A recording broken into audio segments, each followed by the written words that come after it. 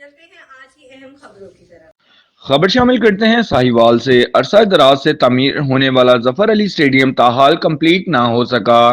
جن کھلاڑیوں کے دور میں ظفر علی اسٹیڈیم کی تعمیر نو کا کام شروع ہوا تھا وہ تمام کھلاڑی لگ بھگ بوڑھے ہو چکے ہیں۔ تفصیلات جانتے ہیں رائے احمد حسن کی اس رپورٹ میں۔